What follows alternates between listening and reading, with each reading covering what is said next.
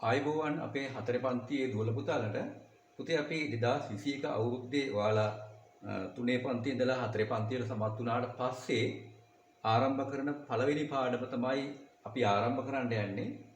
දැන් මෙතෙක් කල් ඔයාලා ගත්තේ නැත්නම් කෙරුවේ තුන ශ්‍රේණියට අදාළ විෂයන් අපි අද පටන් ගන්නවා 2021 අවුරුද්දේ ජනවාරි මේ මාස පළවෙනි සතියේ ඉඳලා ඔයාලගේ හතර ශ්‍රේණියට අදාළ පාඩම්.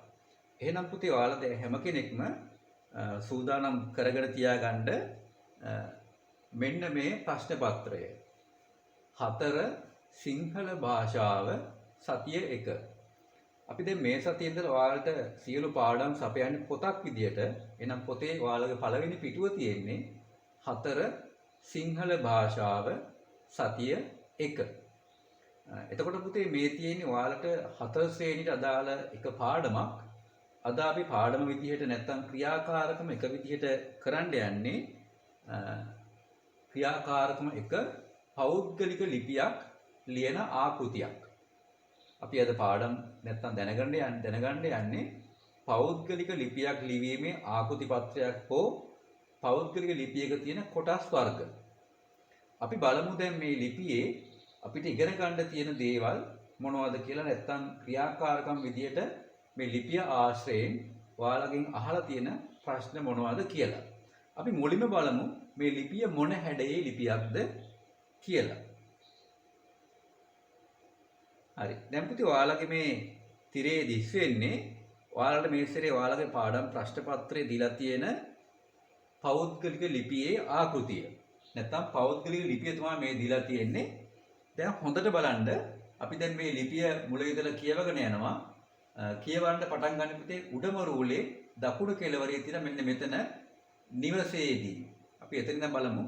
නිවසේදී 2018 8 වෙනි මාසේ 8 වෙනිදා සෙත් වේවා මා හිතවත් පසිඳු වෙත ඔබගේ සැප දුක් කෙසේද මම සුවෙන් සිටිනවා ඔබගේ අම්මා තාත්තා සහ අක්කාද සුවෙන් ඇතැයි සිතනවා.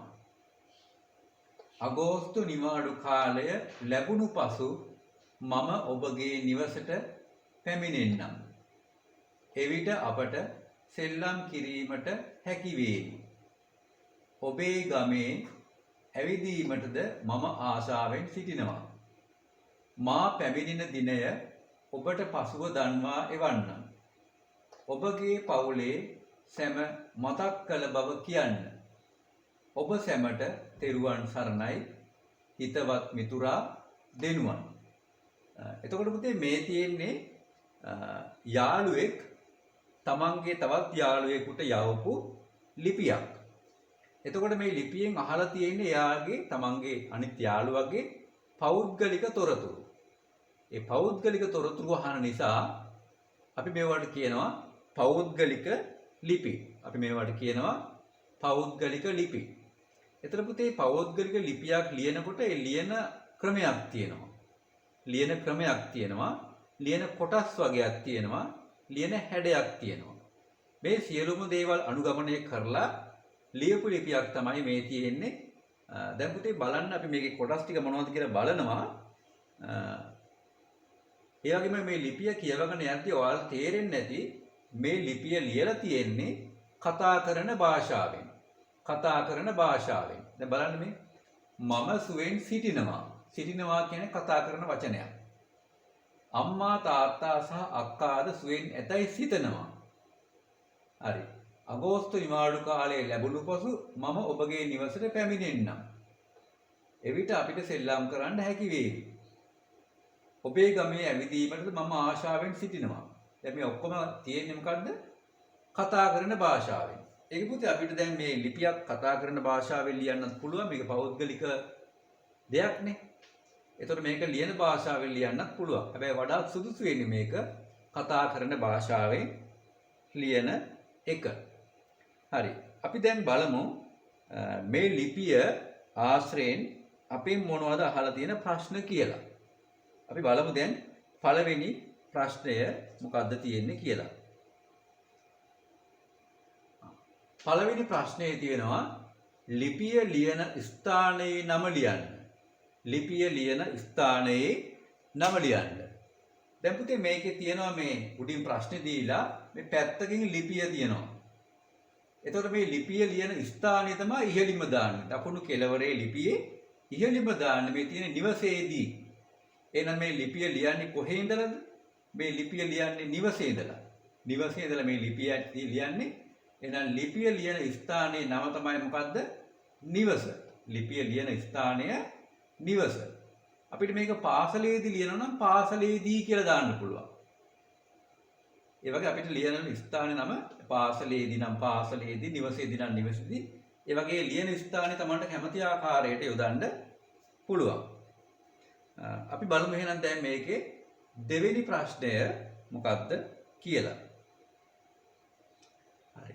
දෙවෙනි ප්‍රශ්නයේ විදිහට මේකේ තියෙන පුතේ ලිපිය ලියන දිනය ලියන්න. ලිපිය ලියන දිනය ලියන්න. එතකොට අපි අර ලිපිය ලියන ස්ථානයේ යටින් ලියනවා ලිපිය ලියන දිනය. දැන් මේකේ තියෙන්නේ 2018 8 වෙනි මාසේ 8 වෙනිදා. මේක පොඩි වෙනසක් තියෙනවා. ඔයාලා ලියන්න ඕනේ මෙන්න මෙතන තියෙන දිනය. ඔයාලගේ ප්‍රශ්න පත්‍රයේ ලිපියක් දීලා තියෙනවනේ. ඒ ලිපියේ තියෙන දිනය ඔයාලා මෙතනින් ලියන්න. ඊළඟ තිරේ ලියන්න. මොකද දිනය එතකොට 2018 8 වෙනි මාසේ 8 වෙනිදා. එහෙනම් මේ ලිපිය ලියන දවස තමයි 2018 8 වෙනි මාසේ 8 වෙනිදා. දැන් පුතේ හොඳට ලියනකොට බලන්න මෙන්න මේ විරාම ලකුණු. ඒවත් යොදන්න ඕනේ. දැන් 2018 කියනකොට තිතක් තියෙනවා. ඊට පස්සේ මාසෙට 8 වෙනි මාසෙට තිතක් තියෙනවා. හැබැයි 8 වෙනිදා අවසාන වෙනි දවසනේ. ඒකට තිතක් කියලා නැහැ. එහෙනම් ඔය විරාම ලකුණුත් ඒ විදිහටම හරියටම යොදලා ඔයාලා ඒකේ දිනේ ලියන්න දෙවෙනි ප්‍රශ්නේ උත්තරේ ආකාරයට උත්තරේ විදිහට. අපි බලමු දැන් එහෙනම් තුන්වෙනි ප්‍රශ්නේ මොකද්ද තියෙන්නේ කියලා. තුන්වෙනි ප්‍රශ්නේ තියෙන්නේ ලිපියේ දැක්වෙන ආශිර්වාදය කුමක්ද? ලිපියේ දැක්වෙන ආශිර්වාදය කුමක්ද? අපි පුතේ පෞද්ගලික ලිපියක් ලියනකොට දිනෙන් පස්සේ අපි ඒ ලියන කෙනාට අපි දැන් කාට හරි කෙනෙකුට මේ ලියුම යවනවානේ. එයාට මුලින්ම අපි සුබ පැතීමක් කරනවා. සුබ පැතීමක් නැත්නම් ආශිර්වාදයක් නැත්නම් යහපත් දෙයක් ප්‍රාර්ථනා කරනවා. ඒක අපිට විවිධාකාරයෙන් ලියන්න පුළුවන්. දැන් මෙතන තියෙන්නේ මොකද්ද? ආශිර්වාදය සෙත් වේවා. සෙත් වේවා. ඒ කියන්නේ යාට යහපතක් වේවා කියලා අපි පතනවා. මේකට සෙත් වේවා කියලා දාන්න පුළුවන්. ඊට පස්සේ දෙවි පිහිටයි කියලා දාන්න පුළුවන්. තෙරුවන් සරණයි කියලා දාන්න පුළුවන්. බුදු සරණයි කියලා දාන්න පුළුවන්. නැත්නම් දලදා සමිතු පිහිටයි කියලා ඒ වගේ විවිධාකාරයේ ආශිර්වාදාත්මක පද මේකට යොදන්න පුළුවන් තමන් කැමති ආකාරයට. ඒකට අපි කියනවා මොකද්ද? ආශිර්වාදය කියලා. එහෙනම් මේ ලිපියේ තියෙන ආශිර්වාදය තමයි මොකද්ද? සෙත් වේවා. සෙත් වේවා. එතකොට මේ සෙත් වේවා කියන එකත් එක්ක යොදනවා විරාම ලකුණක්. ඒ කියන්නේ අපි ප්‍රාර්ථනාවකට යොදන විරාම ලකුණ විස්මයාදී ලකුණ. ඒ විස්මයාදී ලකුණත් ඔයාලා පිළිතුර ලියනකොට ඒ විදිහටම යොදන්න ඕන. හරි. අපි බලමු දැන් ඊළඟ ප්‍රශ්නේ මොකක්ද කියලා. ඊළඟ ප්‍රශ්නේ විදිහට තියෙන්නේ ලිපියේ දැක්වෙන ආමන්ත්‍රණය කුමක්ද? ලිපියේ දැක්වෙන ආමන්ත්‍රණය කුමක්ද? එතකොට පුතේ ආමන්ත්‍රණය මේකේ තියෙන්නේ මා හිතවත් පසිඳු වෙත. මා හිතවත් පසිඳු වෙත. ආමන්ත්‍රණය කියලා කියන්නේ අපි දැන් ලිපිය යම් කිසි කෙනෙකුට කියනවනේ. යවනවනේ ලිපිය. අන්නේ කෙනාට අපි කතා කරන ආකාරය. දැන් මේ ලිපිය ලියන්නේ පසිඳුට. මේ ලිපිය ලියන්නේ පසිඳුට. එතකොට මෙයා පසිඳුට ආමන්ත්‍රණය කරන්නේ නැත්නම් පසිඳුට කතා කරන්නේ කොහොමද? මා හිතවත් පසිඳු වෙත. මා හිතවත් පසිඳු වෙත. අපි දැන් මේක අම්මට හරි තාත්තට හරි ලියනවනම් මා දයාබර අම්මා වෙත. පියාට ලියනවනම් මා දයාබර පියා වෙත. අන්න එක තමයි පුතේ. එහෙනම් ආමන්ත්‍රණය කියන්නේ අපි මේ ලියන ලබන ලිපිය ලබන කෙනාට අමතන ආකාරය. අමතන ආකාරය. ආමන්ත්‍රණය කරනවා කියලා කියන්නේ අමතනවා. නැත්නම් එයාට කතා කරනවා කියන එක. හරි. එතකොට පුතේ මේකේ ආමන්ත්‍රණයටත් තියෙනවා විරාම ලකුණක්. කමාවක් ඔයාලට පේනවා ඇති. මා හිතවත් පසින්දු වෙත කියලා දාලා අවසානයේට කමාවක් යොදනවා. ඒ විරාම ලකුණත් ඔයාලා පිළිතුර ලියනකොට ඒ විදිහටම ලියන්න ඕන. හරි. එතකොට අපි දැන් බලමු ඊළඟ ප්‍රශ්නේ මොකක්ද කියලා. ඒකේ තියෙන්නේ ලිපියේ කරුණු වල සඳහන් පුද්ගලයෙකුගේ නමක් ලියන්න. ලිපියේ කරුණු වල සඳහන් පුද්ගලයෙකුගේ නමක් ලියන්න. අපිට පුතේ මේකට දැන් කරුණු ටික කියවන්න වෙනවා. අපි මේ කරුණු ටික කියවමු. කරුණු පටන් ගන්නෙ මෙන්න මේ කොටස. මේ ඔබගේ කියලා තියෙන්නේ. එතනින් පටන් ගත්තාම මේ තෙරුවන් සරණයි කියන තැනින් කරුණු කියන කොටස අයිති කරුණු කියන කොටසට අයිති වෙනවා. එතකොට පුතේ මේ ලිපියේ තියෙන විශාලම කොටස තමයි කරුණු කියන එක. ඒ කරුණු වලින් තමයි අපි මේ ලිපිය ලබන කෙනාගේ සියලු තොරතුරු අහන්නේ සහ අපේ තොරතුරු එයාට කියන්නේ. අපි දැන් මේ කරුණු ටික කියවමු. ඔබගේ සැප දුක් කෙසේද? මම සුවෙන් සිටිනවා. ඔබගේ අම්මා තාත්තා සහ අක්කාද සුවෙන් ඇතැයි සිතනවා. අන්න අපි මේ ලිපිය ලබන කෙනාගේ තොරතුරු අහන්නේ මේ කරුණු කියන කොටසෙන්. ඊට පස්සේ මොකද කියන්නේ බලමු.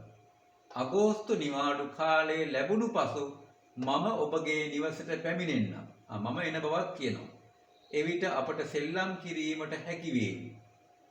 ඔබේ ගමේ ඇවිදීමටද මම ආශාවෙන් සිටිනවා. මා පැමිණෙන දිනය ඔබට පසුව දන්වා එවන්නම්. ඔබගේ පවුලේ සැම මතක් කළ බව පවසන්න. ඔබ සැමට තෙරුවන් සරණයි. අන්න. මෙන්න මේ ඔබගේ කියන තැන ඉඳලා ඔබ සැමට තෙරුවන් කියන තැන දක්වා ඒ සියලුම දේවල් අයිති වෙන්නේ මොකේදද? ලිපියේ තියෙන කරුණු වලට. ලිපියේ තියෙන කරුණු. එහෙනම් ලිපියේ වැදගත්ම සහ විශාලම කොටසක් මොකද්ද? කරුණු. දැන් පුතේ අපෙන් අහලා තියෙනවා මේ කරුණු වල තියෙන පුද්ගලයෙකුගේ නම. ඒ කියන්නේ පුද්ගල නාමයක්. මේකේ පුද්ගල නාම කීපයක් තියෙනවා. මේ තියෙන්නේ අම්මා, තාත්තා, අක්කා, ඒ සියලුම දේවල් පුද්ගල නාමනේ. හරි. එතකොට ඔයාලට කැමති ඒ දීපුවෙන් කැමති ආකාරයේ පුද්ගල නාමයක් මේ ලිපියෙන් කරුණු වලින් බලලා ලියන්න පුළුවන්. හරි. අපි දැන් බලමු එහෙනම් ඊළඟ ප්‍රශ්නය මොකක්ද කියලා. 6 වෙනි ප්‍රශ්නය. මෙම ලිපිය ලියන්නේ කවුද? දැන් පුතේ මේ ලිපිය ලියන එක්කෙනා කවුද? මේ ලිපිය ලියන එක්කෙනා කවුද? ලිපිය ලියන එක්කෙනා පුතේ අපිට හොයාගන්න වෙන්නේ මෙන්න මේ අවසාන කොටසෙන්. මේ ලිපිය මේකට අපි කියනවා අත්සන් කොටස කියලා. ඒ ලිපිය ලියන එක්කෙනා මේ ලිපිය ඔක්කොම ටික ලියලා අවසානයේ තමන්ගේ නම ලියනවා. තමන්ගේ නම ලියලා එතනින් අස්සනක් එහෙම යොදනවා. එතකොට මේ ලිපිය ලියන්නේ කවුද? දෙනුවන්. කාටද ලියන්නේ? පසින්දුට ලියන්නේ.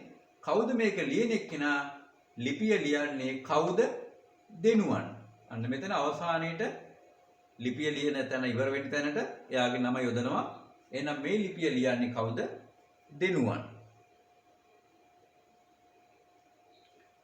ඊළඟ ප්‍රශ්නේ තියෙන්නේ මෙම ලිපිය ලියන්නේ කාටද? හරි. ඒ කියන්නේ කාටද කියන්නේ පුතේ මේ ලිපිය ලබන එක්කෙනෙක් ඉන්නවා. ගන්න එක්කෙනෙක් ඉන්නවා. තැපෑරි ලබන එක්කෙනෙක් ඉන්නවා නේද? එහෙනම් මේ ලිපිය ලියන්නේ කාටද? මේ මෙතන තියෙනවා කාටද? මා හිතවත් පසින්දු වෙත. මා හිතවත් පසින්දු වෙත. ඒ සියලුම දේවල් අවශ්‍ය නැහැ. ලිපිය ලියන්නේ කාටද කියලා අහන්නේ පසින්දු වෙත. පසින්දු වෙත. එහෙනම් ලිපිය ලියන්නේ කාටද? පසින්දු වෙත. හරි. අපි බලමු ඊළඟ ප්‍රශ්නේ. 8 වෙනි එක. ලිපිය ලියන ස්ථානයේ සඳහා යොදන විරාම ලකුණ කුමක්ද? දැන් පුතේ බලන්න ඔයාලගේ ලිපියේ. දැන් ඔයාලගේ ප්‍රශ්න පත්‍රයේ තියෙනවා. ඒ ප්‍රශ්න පත්‍රයේ දැන් ඔයාලා දන්නවා ලිපිය ලියන ස්ථානය. හොඳට බලන්න දැන් ඔය ගමන්ම ඒ ලිපිය ලියන ස්ථානයේ මේකේ තියෙන නිවසේදී කියලා. ඒතර නිවසේදී කියන එකේ බෝඩ් එකේ තියෙනවා බලන්න වීඩියෝ එකේ නිවසේදී කියලා. ඒක අවසානයේදී යොදලා තියෙන විරාම ලකුණ. මොකක්ද මේ විරාම ලකුණ? කොමාව. කොමාව. එහෙනම් ඔයාලා ලියන්න ලිපිය ලියන ස්ථානයේ සඳහා යොදන විරාම ලකුණ කුමක්ද? කොමාව. කොමාව. බලමු ඊළඟ ප්‍රශ්නේ මොකක්ද කියලා. 9. ආශිර්වාදයේ සඳහා යොදන විරාම ලකුණ කුමක්ද? දැන් පුතේ මේ ලිපිය ආශිර්වාදයේ ඔයාලා දන්නවා. ආශිර්වාදයේ තියෙන විරාම ලකුණ තමයි මොකද්ද? මේ තියෙන ආශිර්වාදයේ සෙත් වේවා කියලා. එතකොට ඒක ප්‍රාර්ථනයක්. ප්‍රාර්ථනයකදී යොදන විරාම ලකුණ තමයි මොකද්ද? විස්මයාදී ලකුණ. එහෙනම් ආශිර්වාදය කියන්නේ ප්‍රාර්ථනාවක්. ඒකට යොදන විරාම ලකුණ තමයි මොකද්ද? විස්මයාදී ලකුණ. විස්මයාදී ලකුණ. හරි. අපි බලමු පුතේ අවසාන ප්‍රශ්නේ 10 වෙනි ප්‍රශ්නේ මොකක්ද කියලා. 10. ආමන්ත්‍රණය සඳහා යොදන විරාම ලකුණ කුමක්ද? ආමන්ත්‍රණය කියලා කියන්නේ මේ ලිපිය ලබන කෙනාට ලිපිය ලියන කෙනා කතා කරන ආකාරය. එතන ආමන්ත්‍රණයේ තියෙන්නේ ආශිර්වාදයට පහළින්. මේ ලිපිය ආශිර්වාදයේ වල ආමන්ත්‍රණේ කලින් කියෙව්වා. මොකද ආමන්ත්‍රණේ තියෙන්නේ මා හිතවත් පසිඳු වෙත. මෙන්න තියෙන ආමන්ත්‍රණය මා හිතවත් පසිඳු වෙත. එතකොට මේ ආමන්ත්‍රණය ලියලා අවසානයේ ලියනා මොකද්ද? දානවා විරාම ලකුණක් කමාව. කමාව. එහෙනම් මොකද්ද මේකට යොදන විරාම ලකුණ? කොමාව. හරි. එහෙනම් පුතේ අපි දැන් පෞද්ගලික ලිපියක තියෙන සියලු කොටස් ඉගෙන ගත්තා. මේ ලිපිය ඔයාලා හොඳට කියවලා බලන්න. කියවලා බලලා මේ හැම කොටසක්ම ඔයාලා නම් කරන්න පුළුවන්කම තියෙන්න ඕනේ. මේකේ තියෙන ආකෘතියේ තියෙන නිවසේදී කියන්නේ මොකක්ද? දිනේ දාන්නේ කොතනද? ආශිර්වාදය යොදන්නේ කොහොමද? ආමන්ත්‍රණය යොදන්නේ කොහොමද? ලිපියේ කරුණු කියන්නේ මොන කොටසද? ඊට පස්සේ මේ ලිපිය අවසාන කොටසද මොනවද අයිති වෙන්නේ? ඊට පස්සේ මේ ලිපිය ලබන්නේ කවුද? මේක ලියන්නේ කවුද? මේකේ ආශිර්වාදයට යොදන විරාම ලකුණ මොකද්ද? අන්නේ සියලුම දේවල් ඔයාලට කියන්න පුළුවන් වෙන්න ඕනේ. කොතනද තියෙන්නේ? කොහොමද ඒවා ලියන්නේ? ඒවට ලියන විරාම ලකුණු යොදන විරාම ලකුණු මොනවද කියලා. හරි. අපි එහෙනම් මේ ලිපිය කොටසින් පස්සේ අපි බලමු ඊළඟ ක්‍රියාකාරකම මොකක්ද කියලා. මේක පුතේ තියෙන ක්‍රියාකාරකම දෙක සිංහල පෙළපොත එක පාඩම. ක්‍රියාකාරකම දෙකට තියෙන්නේ සිංහල පෙළපොතේ පළවෙනි පාඩම. එතකොට පුතේ මේ සිංහල පෙළපොත මේ සැරේ ඉඳලා ඔයාලට හම්බෙන්නේ 4 ශ්‍රේණියට අදාළ සිංහල පොත. එහෙනම් ඔයාලා දැන් පෙරලා ගන්න ඕනේ 4 ශ්‍රේණියේ සිංහල පොතේ පළවෙනි පාඩම. ඒ පළවෙනි පාඩම තමයි අකුරු සමග සෙල්ලම් කියන පාඩම. අකුරු සමග සෙල්ලම් කියන පාඩම. එතකොට මේ පොත් දැන් මේ වෙලාවට ඔයාලට හම්බෙලා ඇති. ඒ පොතේ පළවෙනි පාඩම එකපාරක් මුලින්ම හොඳට මුලින් ඉඳලා ළඟට කියවන්න. කියවලා ඊට පස්සේ මේ ප්‍රශ්න ටික හොඳට කියවන්න. ඊට පස්සේ මේ ප්‍රශ්න වල උත්තර ලේසියෙන්ම හොයාගන්න පුළුවන්. පාඩම එකපාරක් කියවුවාම ඔක පොඩි පාඩමක් තියෙන්නේ. අපි එහෙනම් බලමු පළවෙනි ප්‍රශ්නය මොකක්ද මේකේ අපෙන් අහන්නේ කියලා. දැන් මේ ප්‍රශ්න වලට මතක තියාගන්න මේ ප්‍රශ්න වලට මම අද උත්තර එකක්වත් ඔයාලට කියන්නේ නැහැ. ඒක ඔයාලට දැන් පාඩම් හොඳට කියවන්න පුළුවන් නිසා මේවා තනියම කියවලා උත්තර ලියන්න ඕනේ. පළවෙනි ප්‍රශ්නේ තියෙන්නේ සෙල්ලම් පන්තිය ආරම්භ කළේ කවුද? උත්තර පාඩම කියවලා පුළුවන් ඊට ලියන්න. දෙවෙනි ප්‍රශ්නේ තියෙන්නේ ස අකුරට ඔබ කැමති පිල්ලක් දමා ලියන්න. අතර පුතේ ස කියන අකුරට ඔයාලට කැමති පිල්ලමක් යොදන්න පුළුවන්. ඇල පිල්ල, ඉස් පිල්ල, පා පිල්ල කැමති පිල්ලමක් දාලා ලියන්න පුළුවන්. ඇල පිල්ල දැම්මොත් සා වෙනවා.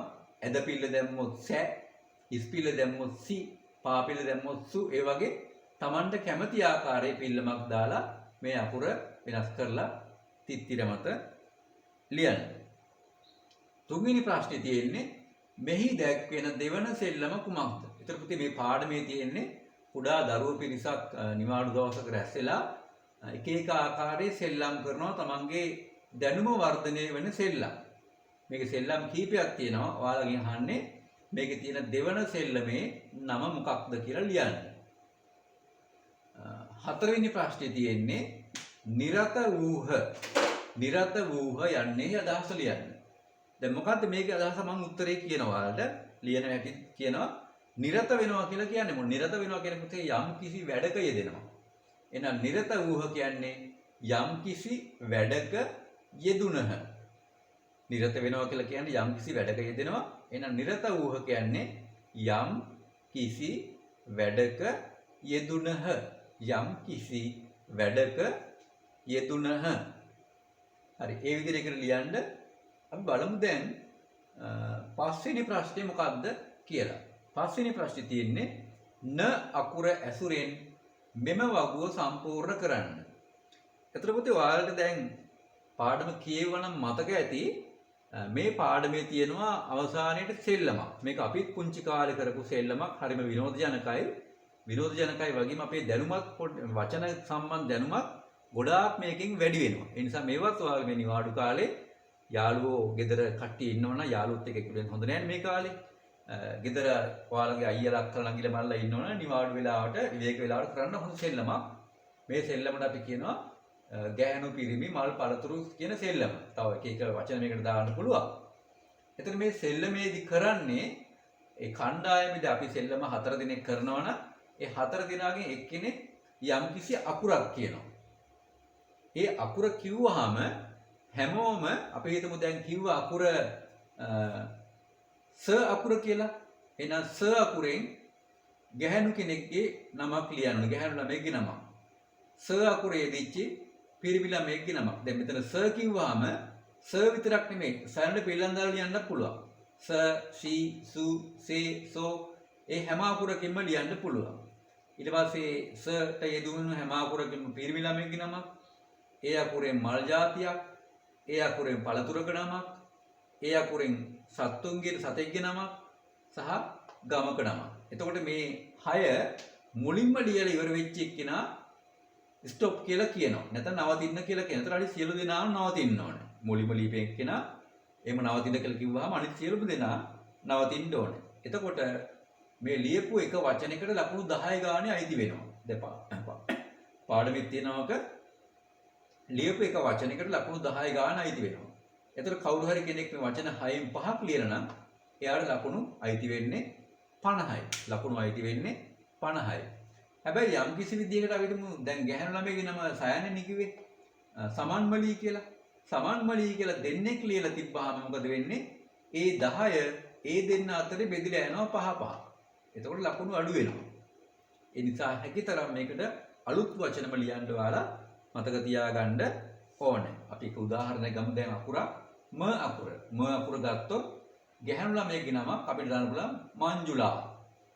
පිරිමි ළමයෙක් නම් මංජුල. මල් జాතියක් අපි ගත්තොත් එහෙම මොනවද ගන්න පුළුවන්? මල් జాතියක්. මොකද්ද ගන්න පුළුවන්? අපි මතක් කරලා බලමු. පළතුරු జాතියක් මාදන්. එතන මාදන් පළතුරු జాතියක් නම් ඒ පළතුර හැදෙන්නේ මල් වලින්නේ. එහෙනම් මල් වලටත් මාදන් කියලා දාන්න පුළුවන්. සතෙක්ගේ නමක්. සතෙක්ගේ නමක් දැන් ම අකුරෙන් මතක් කරන්න. ඊට පස්සේ ම අකුරෙන් ගමක නමක්. මාගම. අන්න ඒ වගේ සතෙක්ගේ නමකුත් ඒ වගේ මතක් කරලා ලියන්න පුළුවන්. හරි. ඒ වගේ පුතේ මේක හොඳට විනෝදජනක ක්‍රීඩාවක්. ඔයාලා අනිවාර්යෙන් මේක කරන්න. මේකෙන් අපි ඉගෙන ගන්න වචන ප්‍රමාණය ඉතා අධික විදියට වැඩි වෙනවා. ඉතාම විනෝදජනක ක්‍රීඩාවක්. හරි. අපි එහෙනම් බලමු දැන් ඊළඟට ක්‍රියාකාරකම 3 මොකක්ද කියලා. ක්‍රියාකාරකම 3 තියෙන්නේ උක්ත රූපී වැකි. අපි දැන් මෙතෙක් කල ගිය අවුරුද්දේ ඉඳලා ලියාගෙන උක්ත රූපී වැකි අපි ඔහු යෙදුලා ඉදිච්ච වැකි ලිව්වා. අපිට තියෙන අද ඈ යෙදුණු වර්තමාන කාල වැකි 5ක් ලියන්න. එතකොට පුතේ දැන් ඔයාලා දැනගන්න ඈ කියලා කියන්නේ ස්ත්‍රීලිංග පදයක්. ඈ කියලා කියන්නේ ස්ත්‍රීලිංග පදයක්. මේක ඈ යෙදුනත් හරි ඇය යෙදුනත් හරි. ස්ත්‍රීලිංග ඒක වචන පදයක්. එහෙනම් මේකේ උක්තේ වෙන්නේ ඈ. එතකොට ඒක ක්‍රියාපදයේ වෙන්න ඕනේ වර්තමාන කාල. එහෙනම් මේක වර්තමාන කාල. එහෙනම් මතක තියාගන්න ඈ යෙදිච්චි ඈ උක්තේ වෙච්චි වාක්‍යයක වර්තමාන කාල ක්‍රියාපදයේ වෙන්නේ අනිවාර්යයෙන්ම කරයි කියන එක. කරයි. එහෙනම් මේකට එන්නේ මෙන්න මේ හැඩේ ක්‍රියාපද. උක්තේ හැමකටම එන්නේ ඈ කියන එකමයි. අවසාන ක්‍රියාපදේ එන්නේ කරයි කියන හැඩේ ක්‍රියාපද. උදාහරණ ගත්තොත් වෙනේවා කරයි, නටයි, දුවයි, පණී, වැටෙයි, ලියයි, අඳී අන්න ඒ වගේ ඒ හැඩේ ක්‍රියාපද. ඒතර ලියන්න පුළුවන් මොනවද? මේකේ තියෙනවා ඈ සතුටින් සෙල්ලම් කරයි, ඈ මිහිරි ගීතයක් ගයයි, ඈ අලංකාර නැටුමක් නටයි, ඈ සිංහල අකුරු ලියයි ඈ අඹ ගසට නගී අන්නේ හැඩේ වාක්‍ය ඕනෑම තරමක් ලියන්න පුළුවන්. අපිට මේකේ කෙනෙක්ගේ දැන් ලේසියම කෙනෙක්ගේ දිනචර්යාව ලියන්න පුළුවන්. ඈ උදෙන්ම අවදි වෙයි. ඈ දත් මැද මුහුණ සෝදයි. ඈ උදෑසන ආහාරය ගනි. ඈ පොත්පත් සූදානම් කරයි. ඈ පාසල් නිල ඇඳුම අඳි. ඈ පොත්පත් ගෙන පාසල් යයි. ඈ පාසල වෙත පිය නගයි. ඈ පාසලෙන් හොඳින් ඉගෙන ගනි. ඈ මිතුරන් සමග සෙල්ලම් කරයි. අන්නේ වගේ ඕනතරම් වාක්‍ය මේක ලියන්න පුළුවන්. හැබැයි ඉතින් මතක තියාගන්න මේ සෑම වාක්‍යයකටම අනිවාර්යයෙන්ම නැවතීමේ තිත යොදන්න ඕනේ. ඒ වගේම මේ ලියන වාක්‍යවල අක්ෂර වින්‍යාසය නැත්නම් අකුරු නිවැරදිතාවය හොඳට බලන්න ඕනේ. හරි. අපි බලමු එහෙනම් ක්‍රියාකාරකම 4 මොකක්ද කියලා. ක්‍රියාකාරකම 4 ප්‍රස්තාව පිරුළු. පහත ප්‍රස්තාව පිරුළු වල තේරුම් ලියන්න. අපි බලමු ප්‍රස්තාව පිරුළු මොනවද කියලා. හරි. පළවෙනි ප්‍රස්තාව පිරුළු තියෙන්නේ කළුවා මාරපන් ගියා වගේ. කළුවා මාරපන් ගියා වගේ. එතකොට පුතේ කළුවා මාරපන් ගියා වගේ කියන එකේ තේරුම තමයි මේක පුතේ තේරුම් දෙකක් තියෙන. හැබැයි තේරුම් දෙකම තියෙන එකම අදහස. නමුත් අර වචන පොඩි වෙනසක් තියෙනවා. ඔයාලගේ පෙළ පොතේ සහ ගුරුවක් පොතේ. ඒ නිසා මම පෙළ පොතේ තියෙන වචනය තේරුම මුලින්ම දීලා තියෙනවා.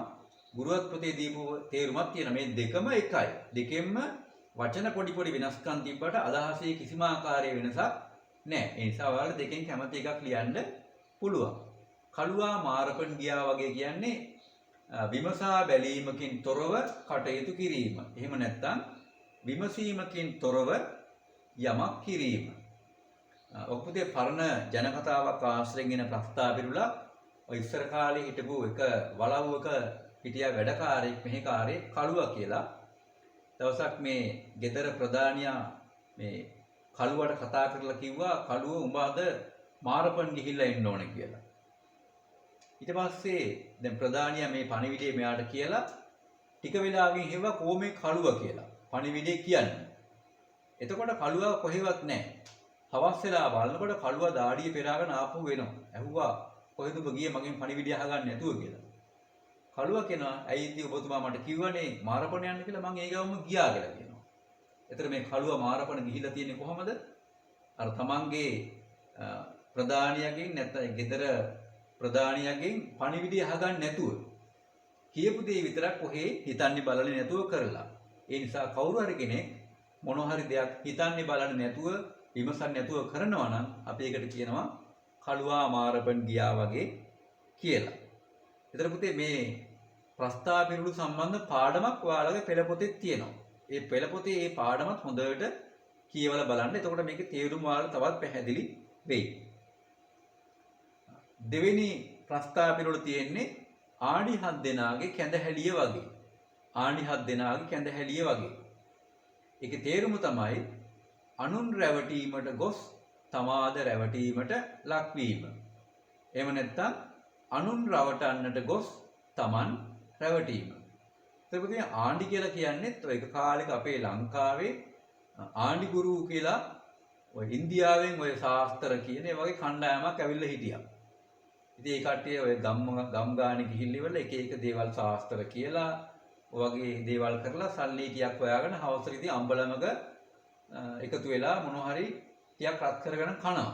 දවසක් මේ වගේ ආණ්ඩි 7 දෙනෙක් එක අම්බලමක හවස එකතු වෙලා කතා කරගෙන ඉඳලා දැන් රැයට කණ්ඩත් ඕන නිසා කෙනෙක් යෝජනා කරා අපි එහෙනම් දැන් බත් ටික කැඳ ටිකක්වත් හදමු කියලා. ඊට පස්සේ දැන් කැඳ හදන්න හාල් එහෙම තියෙන්න එපා. දැන් හැමෝම ගාවර හම්බ කරපු දේ හාල් ටික ටික තියෙනවා. නමුත් මේවා වියදම් කරන්නත් ලෝබයි හැමෝම හිතා හිටියේ මං අනිත් එක්කෙනාගේ හාල් ටිකෙන් ප්‍රයෝජනයක් ගන්නවා කියලා. ඊට පස්සේ ගිහිල්ලා එක්කෙනෙක් මොකද කිරුවේ? වතුර හැලියක් ලිපේ තිබ්බා. ලිපේ තියලා එයා බොරුවට තමන්ගේ බෑග් එකට අත දාලා හාල් මිටක් ගන්නවා වගේ පෙන්නලා බොරුවට හාල් මිටක් දානවා වගේ පෙන්නලා මෙන්න මගේ මිට දැම්මා කියලා කිව්වා. දාලා නිකම්ම හිටිය දාන්න නැතුව. අනිත් කට්ටියත් මොකද කරුවේ? තමන් අර හාල් මිටක් දානවා වගේ පෙන්නලා හාල් දාන්න නැතුව හිටියා.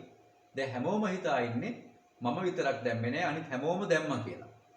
ඊට පස්සේ දැන් කොහොම ටිකක් වෙලා කතා කර කර ඉඳලා එක්කෙනෙක් ගිහිල්ලා බැලුවා දැන් කැඳ එක හරිද කියලා රත් වෙලාද කියලා. බලනකොට ඒකේ කැඳ එකක් නෙවෙයි තියෙන්නේ නිකම්ම වතුර හැලියක් රත් වෙනවා. මොකද උනේ එක එක්කෙනා මූණේ මූණ බලාගත්තා හැමෝටම තමන් කරපු රැවටිලි වැඩේ තේරුණා. තේරුණාට කවුරුවත් ඉතින් කතා කරන්න ගියේ මොකද හැමෝම ගියේ අනුන් රවට්ටන්නනේ. දැන් ඒකේ මොකද උනේ? අනුන් රවට්ටන්න ගිහිල්ලා තමන්ම රැවටීමට ලක් වුණා. ඉතින් ඒ වගේ අනුන් රවට්ටන්න ගිහිල්ලා තමනුත් රැවටුනහම අපි කියනවා ඒකට ආඩි හත් දෙනාගේ කැඳ හැලිය වගේ කියලා. කටුස්සගේ කරේ රත්තරන් බැඳා වගේ. මේකත් පුතේ අපේ ওই ජාතක කතාවක් ආශ්‍රයෙන් හැදිච්චි ප්‍රස්තාව පිරුලා. අපේ ජාතක පොතේ තියෙන ජාතක කතාවක් උම්මග්ග ජාතකය කියලා. මේක ඉන්නවා පුතේ රජ කෙනෙක් වේදේහ රජුරෝ කියලා. ඉතින් මේ වේදේහ රජුරෝ දවසක් එයාගේ උයනට යද්දී ඒ යන උයනේ තොරණක් වගේ තියෙනවා. ඒ තොරණේ ඉඳලා කටුස්සෙක් සම්බන්ධ කතාවක් තියෙනවා. ඒ කතාව බලන්න ඔයාලගේ දැන් පෙළ පොතේ මේ කතාව තියෙනවා. කතාව හොඳට බලන්න කියවලා කටුස්සෙක් සහ රජුරෝ සම්බන්ධ කතාවක්. දැන් මට මේකේ ගොඩක් වෙලා නිසා මම මේ කතාව කියන්නේ නැහැ. ඒ කතාව කියලා බලන්න ඒකේ තියෙනවා. ඒ කතාව ඒකේ තියෙන්නේ මොකද්ද? කටුස්සය කරේ රත්තරන් බැඳා වගේ කියන එක දුසුදුසු පුද්ගලයන්ට තනතුරු වරප්‍රසාද හිමිවීම නිසා අහංකාර වීම. ඒකේ තියෙන්නේ පුතේ මෙහිමයි. ඒ කටුස්සත් කලින් හොඳට හිටිය සාමාන්‍ය කෙනෙක් වගේ. ඊට පස්සේ මේ රජුරෝ ටිකක් අර මෝඩ පහේ අදහස් තියෙන රජ කෙනෙක්. රජුරවන්ට හිටියා වගේ මෝඩ උපදෙස් දෙන කෙනෙකුත් හිටියා. පුරෝහිත කෙනෙකුත් හිටියා.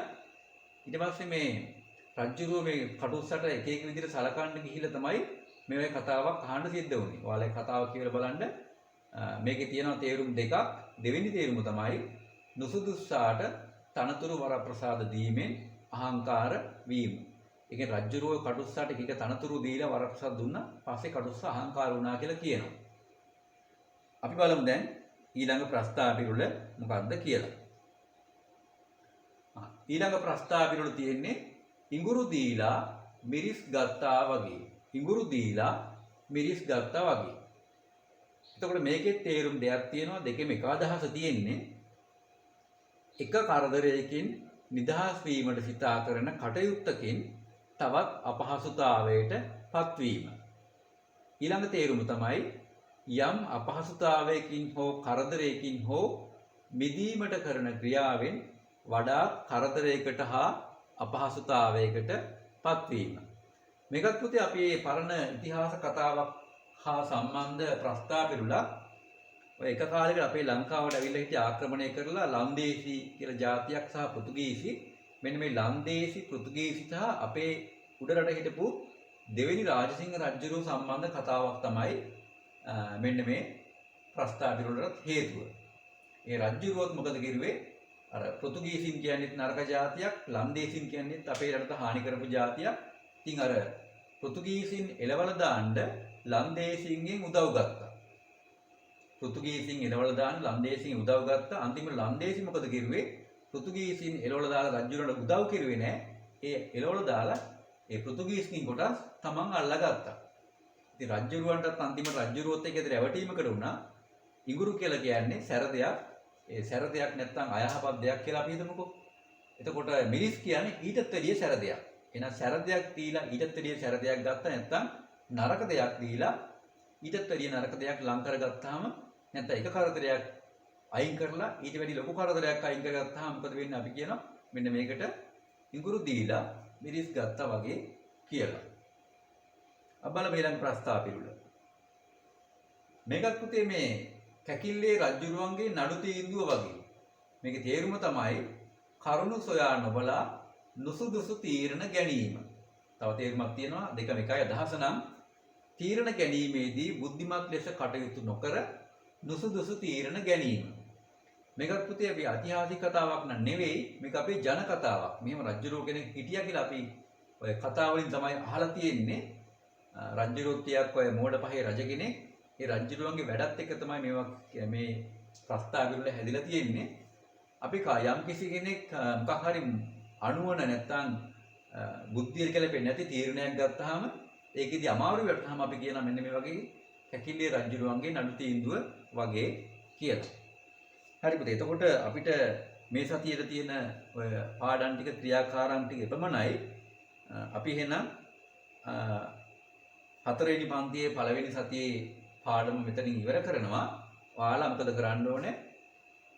මේ ප්‍රශ්න පත්‍රය සියලුම දේවල් සම්පූර්ණ කරලා ඊට පස්සේ නැවත මුල ඉඳලා අගට හොඳට බලන්න ඕනේ. ලියපු වගේ අකුරු හරිද කියලා. අකුරු නිවැරදි බව තහවුරු කරගෙන මේ ප්‍රශ්න පත්‍රය මේ පොතත් මේක පොතක තියෙන්නේ. පොතෙන් ගලවන්න එපා. පොත විදිහටම ලබන සෙනසුරාදා මට ලැබෙන්න සලස්වන්න එක බලන්න අවශ්‍ය නිසා. මොකද පුතේ ඔයාලා 3 4 ළමයි අනිවාර්යෙන් මේ පොත්පත් ඔයාලා ලියන්නේ අපි බලන්න ඕනේ. ඒ බැලීමෙන් තමයි ඔයාලා කොහොමද ලියන්නේ කියලා අපි තහවුරු කරගන්නේ.